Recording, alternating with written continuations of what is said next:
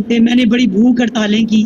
انہوں نے کہا کہ ہم آپ کے بیٹے بھی لے جائیں گے، آپ کے بیٹوں کی بھی ہم جو ہے وہ تعلیم و تربیت کا خیال کریں گے. لیکن انہوں نے کہا کہ نہیں، ہم نہیں بھیجتے. 4-5 دن میں بیمار بھی رہی، بڑے ڈرامے لگائے، لیکن ابو نہیں مانے. اللہ تعالیٰ ابو کی مغفرت فرمائے. شاید اس میں بھی اللہ تعالیٰ کی کوئی بہتری ہی ہوگی، بہتری ہوگی. اور شاید ہمارے ادارے، ہمارے علاقے کو میری بہت زیادہ ضرورت ہوگی. پھر میں نے گھر میں پڑھانا شروع کیا، اور یہ پھر میں نے اسی طرح ایف اے کیا. ایف اے کے بعد میری شادی ہو گئی، اور پھر میں نے الحمدللہ بی اے کیا. اور جب میں بی اے کے پیپر دینے جاتی تھی، اس وقت میرا 8واں ماہ تھا، میری بیٹی ہونے والی تھی.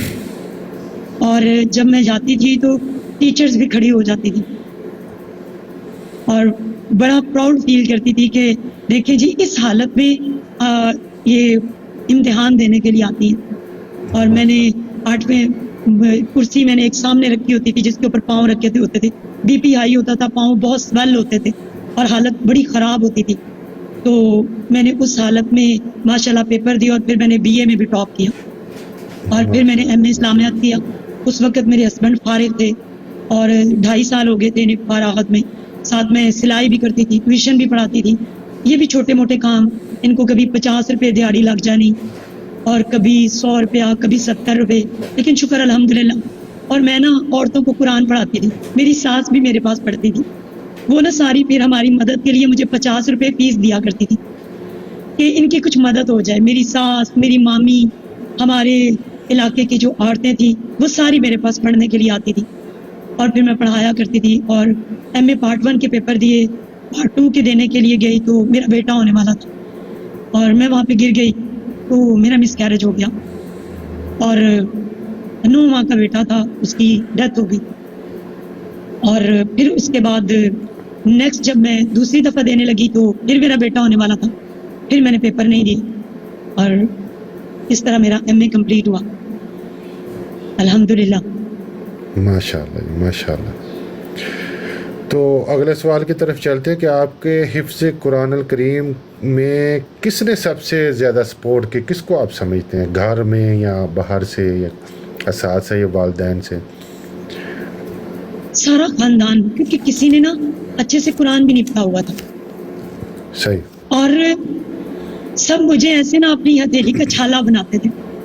میں ہوتی بھی تھی نا گبلی موٹی سی ہوا کرتی تھی، اور گولڈن ہیئر ہوتے تھے اور ایسے. اور میری امی کہتی تھی کہ جب تم پیدا ہوئی نا تو تمہارے ابو کی فروٹ کی دکان تھی، اور فروٹ بکتا نہیں تھا، تو تمہارے ابو سارا فروٹ گھر لے آتے تھے، پھر ہم روٹی نہیں پکاتے تھے تو میں فروٹ ہی کھاتی رہتی تھی. اور جب میں پیدا ہوئی تو ماشاءاللہ ایسے ہی 10-12 سال تک میں ایسے گپلو سی بڑی موٹی تازی ہوا کرتی تھی. تو سب بڑے پیار سے، ہاں جی، فروٹ وہ بھی کھا کے وہ امی نے جو کھائے ہوئے تھے وہ سارے مجھے لگے ہوئے تھے. تو سارے بڑا میرے ماموں کہا کرتے تھے پیر رکھتی ہے تو دھرتی ہل جاتی ہے، اتنی موٹی ہے. اور الحمدللہ تو سب نے بہت ساتھ دیا، لیکن میرے ابو نے میرا بہت ساتھ دیا. مجھے ساتھ لے کر جانا آنا، وہاں پہ مجھے ناشتہ. اور پھر ابو نے اگر اسکول والے 30 روپے مدرسے والے فیس مانگتے تھے نا، میرے ابو 50 روپے دیتے تھے. ہمارے مدرسے کی فیس ہوتی تھی، اور اگر وہ 50 روپے مانگتے تھے، جزاک اللہ عبداللہ بھائی، تو میرے ابو جو ہیں وہ 100 روپیہ فیس دیتے تھے، اور بہت زیادہ میرے مدرسے کی خدمت کرتے تھے. اور میرے باپ جان آصفہ، اللہ تعالیٰ ان کو بھی زندگی دے، صحت دے، انہوں نے بھی میرا بہت ساتھ دیا، میرے پہ بڑی محنت کی، اور میرے ساتھ بڑی محبت دکھائی. اور ماشاءاللہ سے وہاں بھی میں ساتھ پڑھتی بھی تھی اور پڑھاتی بھی تھی.